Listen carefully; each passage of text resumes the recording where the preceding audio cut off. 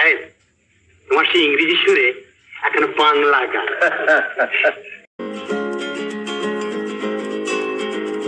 কতটা পথ পেরোলে তবে পথিক বলা যায়, কতটা পথ পেরোলে পাখি জিরোবে তার টানা, কতটা অপচয়ের পর মানুষ চেনা যায়।